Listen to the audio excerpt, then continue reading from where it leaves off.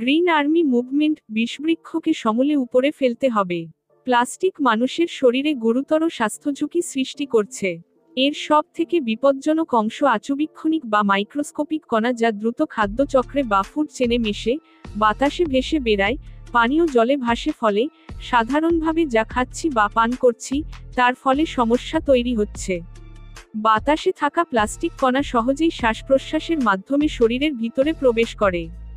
ফুসফুসে, রক্তে, মাতৃদুগ্ধ, এমনকি ভ্রূণেও এর উপস্থিতি পরিলক্ষিত হয়েছে।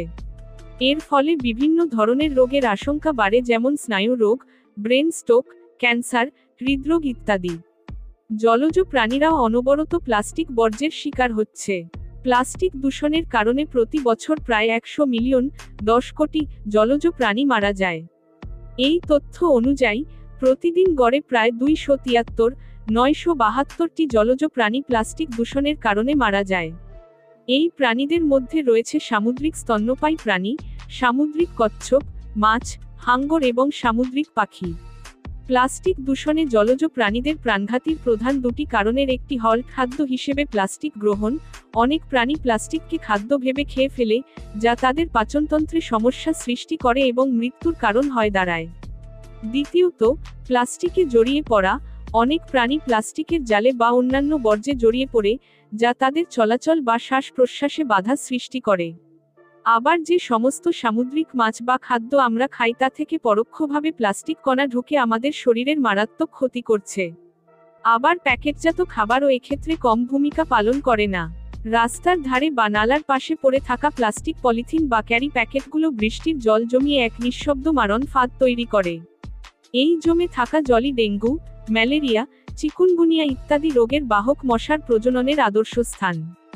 শুধু তাই নয়, এই পলিথিনের জলে জন্মানো ব্যাকটেরিয়া ও ছত্রাক শিশুদের চর্মরোগ, চোখের সংক্রমণ ও অন্ত্রের অসুখ সৃষ্টি করতে পারে।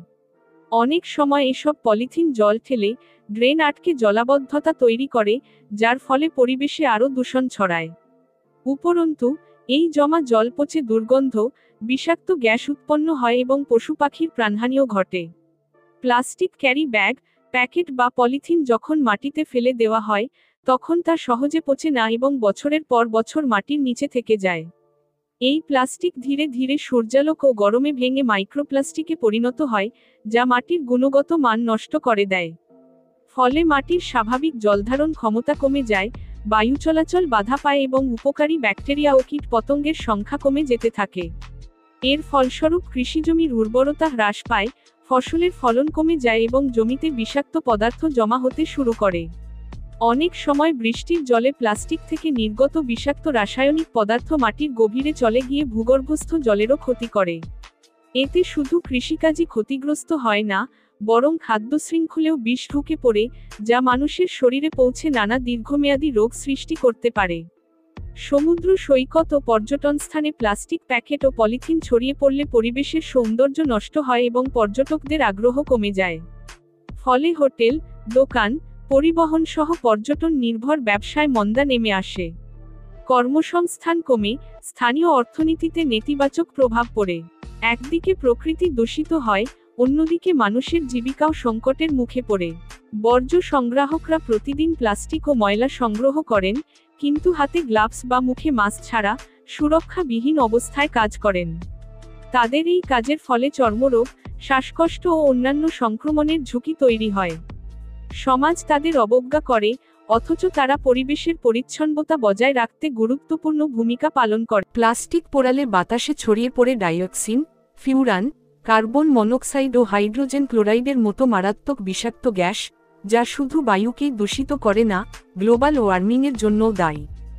বিশেষ করে পিভিসি জাতীয় প্লাস্টিক পোড়ালে নির্গত হাইড্রোজেন ক্লোরাইড গ্যাস বাতাসের জলীয় বাষ্পের সঙ্গে মিশে তৈরি করে হাইড্রোক্লোরিক অ্যাসিড, যা পরিবেশে খারাপ প্রভাব ফেলে। এসব গ্যাস মানুষের ফুসফুসে সরাসরি আক্রমণ করে, যার ফলে শ্বাসকষ্ট বেড়ে যায় এবং অ্যাজমার মতো দীর্ঘস্থায়ী রোগের সম্ভাবনা বাড়ে। শিশু, বৃদ্ধ ও দুর্বল স্বাস্থ্যের মানুষের জন্য এর প্রভাব আরও মারাত্মক। একই সাথে গাছপালা, প্রাণীজগৎ ও মাটি সবই এর দীর্ঘমেয়াদী ক্ষতির শিকার হয়। তাই প্লাস্টিক পোড়ানো এক নীরব, অদৃশ্য ধ্বংসযজ্ঞ, যা আকাশ, বাতাস ও প্রাণ সবকিছুকেই বিপন্ন করে তোলে। ব্রিটেন লিডস বিশ্ববিদ্যালয়ের গবেষকদের গবেষণা থেকে জানা যায় যে প্রতিদিন গড়ে 5,70,00,000 টন প্লাস্টিক বর্জ্য উৎপাদিত হয় এবং তা ছড়িয়ে পড়ে সমুদ্রে, নদী, নর্দমার মতো খোলা জায়গায়। ভারতে প্রতিবছর প্লাস্টিক বর্জ্য উৎপাদিত হয় 1,20,00,000 টন। এর বেশিরভাগ অর্থাৎ প্রায় 66% আসে উন্নয়নশীল ও স্বল্পোন্নত দেশগুলো থেকে। কয়েক বছর আগেও বিশ্বে যেখানে বছরে 4,40,00,000 টন বর্জ্য প্লাস্টিক উৎপাদিত হতো সেখানে এখন এর পরিমাণ 120 কোটি টন। এর প্রায় অর্ধেক একবার ব্যবহারযোগ্য বা সিঙ্গেল ইউজ প্লাস্টিক। এই প্রতিবেদন অনুসারে আরও জানা যায় 50,000 শহরে সার্ভে করে সমীক্ষকেরা বলেছেন, শহর অঞ্চলের সংগৃহীত বর্জ্য পদার্থের পুনর্ব্যবহার হয় মাত্র 10% এবং 38% পোড়ানো হয়। গ্রাম অঞ্চলের প্লাস্টিক বর্জ্য ঠিকমতো সংগৃহীত হয় না কারণ বেশিরভাগটাই জ্বালানি হিসেবে বা একসঙ্গে একত্রিত করে পোড়ানো হয়। আর যেসব বাইরে এড়িয়ে থাকে সেগুলি খোলা মাটিতে থেকে মাটি, জল, বাতাস অর্থাৎ সামগ্রিকভাবে পরিবেশকে দূষিত করে। জনসংখ্যার মতোই প্লাস্টিক বর্জ্য উৎপাদনে ভারত পৃথিবীর মধ্যে প্রথম স্থান অধিকার করেছে। প্রসঙ্গক্রমে বলে রাখা দরকার, পৃথিবীতে আগে প্লাস্টিক বর্জ্য উৎপাদনে প্রথম ছিল চীন, তবে 2022 সালের পরে চীন নানা সদর্থক পদক্ষেপ নেওয়ায় এখন চীন প্লাস্টিক বর্জ্য উৎপাদনে চতুর্থ স্থানে এসেছে। এই তালিকার দ্বিতীয় ও তৃতীয় স্থানে নাইজেরিয়া ও ইন্দোনেশিয়া আছে। এই প্রতিবেদন অনুযায়ী Pakistan, Bangladesh, Russia, Brazil plastic দূষণে পিছিয়ে নেই। ভারতের কেন্দ্রীয় দূষণ নিয়ন্ত্রণ বোর্ড (সিপিসিবি) এবং অন্যান্য সরকারি সূত্র অনুযায়ী 2016 থেকে 2021 এর মধ্যে ভারতের শীর্ষ 5টি প্লাস্টিক বর্জ্য উৎপাদনকারী রাজ্য যথাক্রমে 1, গুজরাট 2, কর্ণাটক 3, তামিলনাড়ু 4, মহারাষ্ট্র 5, পশ্চিমবঙ্গ। 2022 সালে বিশ্বের 175টি দেশ সম্মিলিতভাবে পৃথিবী থেকে একক ব্যবহারযোগ্য প্লাস্টিক বা সিঙ্গেল ইউজ প্লাস্টিক উৎপাদন, পরিবহন, মজুদ, ক্রয় বিক্রয় সম্পন্ন বন্ধ করার অঙ্গীকার করেছিল, কিন্তু এই দেশগুলো কতটা বাস্তবে তার রূপায়ণ করেছে এটাই ভাবার বিষয়। ভারত আইন করে 120 মাইক্রনের কম প্লাস্টিক উৎপাদন করা যাবে না বলে জানায়, কিন্তু বাস্তবে তা হয়নি। প্লাস্টিক পুড়িয়ে বর্জ্য কমানোর চেষ্টা কোথাও কোথাও করা হলেও তা বিজ্ঞানসম্মত না হওয়ায় তার ফল হয়েছে আরও মারাত্মক। 2018 সালে বিশ্ব পরিবেশ দিবসের ভাবনা ছিল প্লাস্টিক দূষণ বন্ধ করা, আয়োজক দেশ ছিল ভারত। সে বছরই ঘোষণা করা হয় 2022 এর মধ্যে সিঙ্গেল ইউজ প্লাস্টিক বন্ধ করতে হবে। নিষিদ্ধ করা হয় 19 ধরনের একবার ব্যবহারযোগ্য প্লাস্টিকের উৎপাদন, ক্রয় বিক্রয় ও ব্যবহার। এর মধ্যে ছিল প্লাস্টিকের বোতল, গ্লাস, চামচ, স্ট্র, পাউচো, আইসক্রিমের কাঠি, ছুরি, ব্যানার, পোস্টার, ফেস্টুন ইত্যাদি এবং থার্মোক্লের থালা, বাটি ইত্যাদি। সবকিছুর ব্যবহার চলছে আগের মতোই। এইসবের প্রতিযোগিতায় এ বলে আমায় দেখ, ও বলে আমায় দেখ, কে কার থেকে বেশি পরিবেশ দূষণ ও দৃষ্টি দূষণ করতে পারি। প্লাস্টিক আসার আগে মানুষ প্লাস্টিকের বিকল্প হিসেবে কি ব্যবহার করত?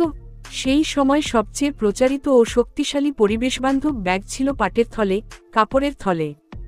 বর্তমানে অনেক মুদি দোকানে বিভিন্ন জিনিস কিনতে গেলে তারা প্লাস্টিকের প্যাকেটে করে দেন। বিশেষত লুজ চাল, ডাল, আটা, চিড়ে, মুড়ি ইত্যাদি। যদিও খবরের কাগজের অপ্রতুলতা এখনও পর্যন্ত দেখা যায়নি, পরোক্ষভাবে বলা যায় এই ঠোঙ্গা তৈরির সঙ্গে যাদের জীবিকা নির্বাহিত হতো তারা বাধ্য হয়ে হয়তো অন্য পেশা বেছে নিয়েছেন। পরিবেশনের ক্ষেত্রে কলা পাতা, শাল পাতা ইত্যাদি ব্যবহার করা হতো। এখনও গ্রামাঞ্চলে অনেক জায়গায় বাঁশের তৈরি ঝুড়ি, চুপড়ি ইত্যাদি ব্যবহার করা হয়। এখন আমাদের করণীয় কি? পাঠ্য বইয়ে থাকার কারণে বা সোশ্যাল মিডিয়ার দৌলতে অথবা পত্রপত্রিকার মাধ্যমে আমরা এর অপকারিতা সম্পর্কে কম বেশি জানি। নিজে জেনে অপরকে জানানো দরকার। প্রশাসনকে কঠিন নজরদারি চালাতে হবে। বিকল্প হিসাবে কাপড়, কাগজ, শন, পাট, নারকেলের ছোবড়া, শালপাতা, কলা পাতা, কলা গাছের আঁশ, আখের ছোবড়া, কচুরিপানা দিয়ে তৈরি দ্রব্যের ব্যবহার বাড়াতে হবে। বিশেষ প্রয়োজন ছাড়া প্লাস্টিক ব্যবহার করা যাবে না, যেখানে অন্য বিকল্প আছে সেটা ব্যবহার করতে হবে। এই বইয়ের ভাষাগুলি কেবল বইয়েই শোভা পায়, বাস্তবে তার রূপায়ণ খুব কম হয়। সবকিছু যেন কেবল কালি কলম, ছবির ফ্রেমে, পাতায় বন্দি এক নৈবেত্তিক লেখার পরিসীমায় সীমাবদ্ধ।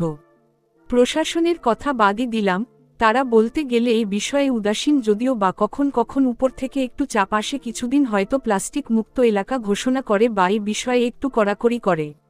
একটা জায়গায় ব্যানারে লেখা দেখে খুব অদ্ভুত লেগেছিল, সেখানে লেখা ছিল প্লাস্টিক মুক্ত এলাকা, কিন্তু এ লেখার নিচেই কিছু প্লাস্টিক পড়েছিল। সেই এলাকার কথা তো বাদই দিলাম, সেখানে আরও অজস্র এরকম প্লাস্টিক আনমনে অবহেলায় নির্লজ্জের মতো পড়েছিল। এটা তাদের পিঠ বাঁচানো কাজ অথবা ছবির ফ্রেমে বন্দি করা ছাড়া আর কিছুই নয়। আমরা কতজন যখন মাছ বা মাংস কিনতে যাই, সঙ্গে করে টিফিন কৌটা বা আলাদা পাত্র নিয়ে যায়, আমরা প্রায় সবাই এ বিষয়ে অনীহা বোধ করি। অসচেতন মানুষের কথা বাদ দিলাম, আমরা যারা নিজেদের সচেতন মানুষ বলে দাবি করি, আমরা কতজন সঠিকভাবে মেনে চলি? যে সমস্ত নেতা বা মন্ত্রীরা বিভিন্ন আইন প্রণয়ন করে বা আমলা তাদের মিটিংয়ে, জনসভায় অনেক ক্ষেত্রে দেখা যায় যে টিফিন বা খাবার দেওয়া হয়, সেখানে প্লাস্টিকের ক্যারি সমেত প্লাস্টিকের কৌটা ছড়াছড়ি। নেতাদের বিভিন্ন ব্যানার বা বিজ্ঞাপন যেভাবে চারিদিকে ছড়িয়ে থাকে, তা প্রথমে দৃষ্টি দূষণ করে, পরে পরিবেশ দূষণ করে এবং এর পেছনে যে লক্ষ লক্ষ কোটি কোটি অর্থ ব্যয় হয়, সেই অর্থ খাদ্য, স্বাস্থ্য, শিক্ষা খাতে ব্যয় করলে বেশি ভালো হতো। এখন ধরুন মাছরাঙা বা বিড়ালকে যদি মাছ ভাগ করার দায়িত্ব দেওয়া হয়, তাহলে তারা সেটা ভাগ না করে খেয়ে নেবে। মনে করুন অঞ্চলে অঞ্চলে মদের দোকান খোলার লাইসেন্স দিয়ে দিল, আর বলা হলো মদ কম করে খাবেন। সিগারেটের প্যাকেটে ফুসফুসের ভয়ঙ্কর ছবি আঁকা থাকে, বা তামাক ক্যান্সারের কারণ সবাই জানে। এত প্রচার সত্ত্বেও এগুলোর নেশা গুরুত্বপূর্ণভাবে কমেছে কি? অর্থাৎ প্লাস্টিকের ক্যারি প্যাকেটের উৎপাদন বাড়াবো, আবার বলবো এগুলো ব্যবহার কম কর, ইত্যাদি ইত্যাদি বইয়ের কথাগুলি মেনে চলতে বলবো। অর্থাৎ এই দুটি ঘটনা একে অপরের পরিপন্থী, দুটো জিনিস একসঙ্গে সার্থকভাবে চলতে পারে না। আমরা সবাই জানি যে চুরি করা মহাপাপ, সব ধর্মগ্রন্থে তার নিষেধ আছে, আইনেও শাস্তির বিধান আছে, তবুও চুরি হয় কেন? প্লাস্টিক ক্যারি প্যাকেট উৎপাদন হলে তার থেকে দূষণ চলতেই থাকবে। এর থেকে পরিত্রাণের উপায় কি? এই পরিস্থিতি অনেকটা সেই রোগীর মতো যে দীর্ঘদিন ধরে কোন মাদক বা নেশার দ্রব্যে আসক্ত হঠাৎ করে তাকে নেশার দ্রব্য থেকে দূরে রাখলে তার ভিতরে যেরকম উইড্রুল সিমটম এর সৃষ্টি হয়, যা তার কষ্ট বাড়িয়ে দেয়।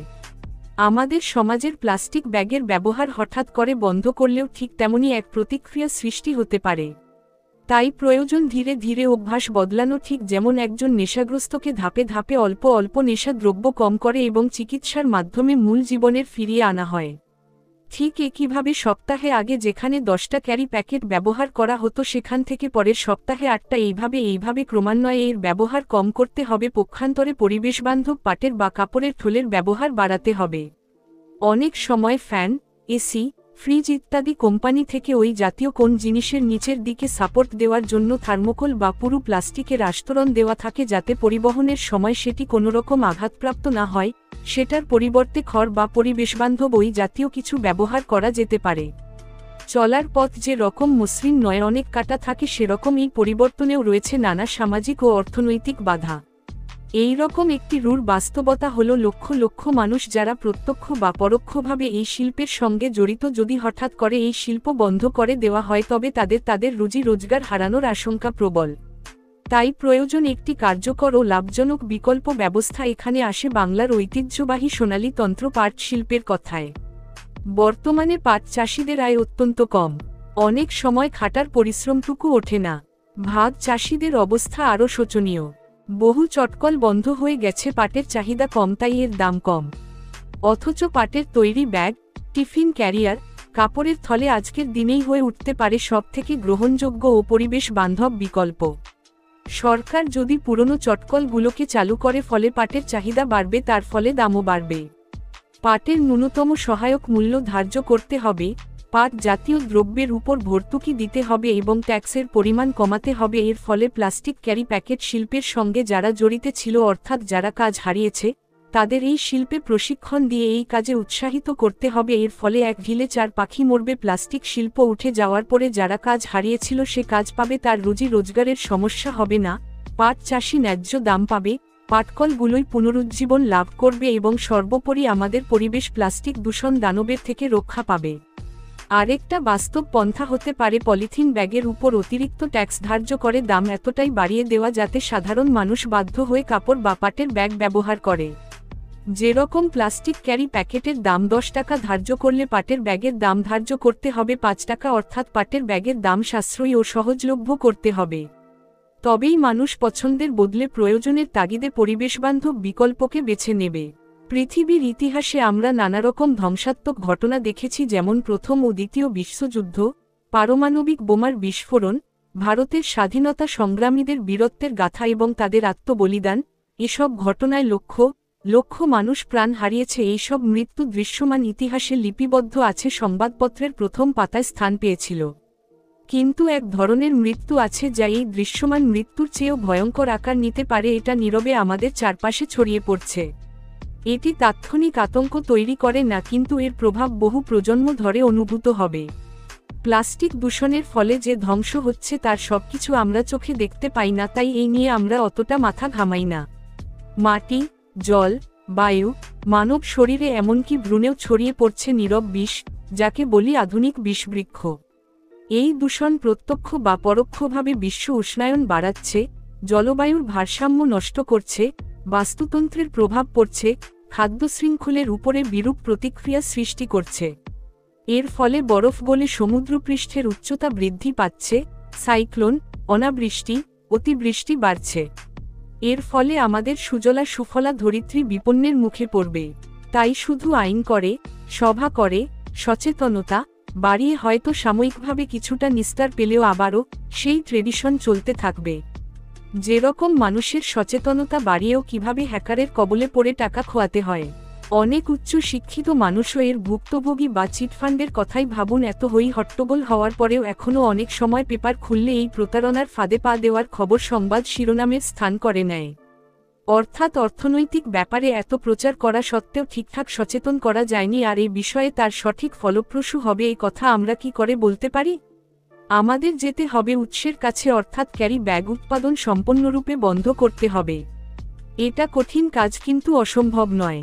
আমরা যদি ব্রিটিশ শাসকের গোলামি থেকে স্বাধীনতা অর্জন করতে পারি, এভারেস্ট পর্বতশৃঙ্গ জয় করতে পারি, করোনা অতিমারি জয় করতে পারি, আমরা আমাদের মনের মন্দ সত্তাকে অবদামিত করে ভালো সত্তাকে জয় করতে পারি। তবে আমরা চাইলে প্লাস্টিক ক্যারি প্যাকেট বর্জিত সমাজে মানিয়ে নিতে পারব। দেশের প্রধানমন্ত্রী বা রাজ্যের মুখ্যমন্ত্রী হিসেবে দেশের বা রাজ্যের কোনো ভালো মুহূর্ত বা তাদের আনা কোন ভালো নীতির ফলে যখন সমাজে আমল পরিবর্তন আসে, সেই কৃতিত্বের মালা যেমন তাদের গলাতেই যায়, একইভাবে দেশে বা রাজ্যের কোন খারাপ নীতি, খারাপ ঘটনা বা যে ভালো নীতি আনা হয়নি বা আনা হলেও কার্যকর করা হয়নি, এসবের দায় তাদের উপর বর্তায়। ধর্মকে রাজনৈতিক হাতিয়ার হিসেবে ব্যবহার, ভোট ব্যাংকের খেলা আর মিথ্যা প্রতিশ্রুতির ফাঁদ, এসব ছেড়ে যদি রাজনীতিবিদেরা সত্যিকারের পরিবর্তনের পথে হাঁটেন এবং আমরা নাগরিকরাও সচেতনভাবে পাশে দাঁড়াই, তবেই একক ব্যবহারযোগ্য প্লাস্টিকের বিরুদ্ধে লড়াইয়ে সম্ভব। ভবিষ্যৎ প্রজন্মকে একটি বাসযোগ্য সুন্দর পৃথিবী উপহার দিতে হলে প্লাস্টিক ক্যারি রূপী বিষ বৃক্ষের শুধু ফলকে নিষিদ্ধ করলে হবে না, বা ডালপালা ছাঁটলে হবে না, সমূলে উপড়ে ফেলতে হবে, না হলে আবার ডালপালা গজাতে পারে, আবার সে তার বিষক্রিয়া চারিদিকে ছড়াতে পারে। সম্পূর্ণভাবে বন্ধ করতে হবে একক ব্যবহারযোগ্য প্লাস্টিকের উৎপাদনে। আগামী প্রজন্মকেই আমরা উপহার দিয়ে যাব একটা নতুন ভোর, যেখানে একটা সাদা রঙের পাখি তার ঠোঁটে সবুজ কচি পাতা নিয়ে উড়বে ছোট অথচ সুন্দর, শান্তির একটা বাসা বানানোর জন্য।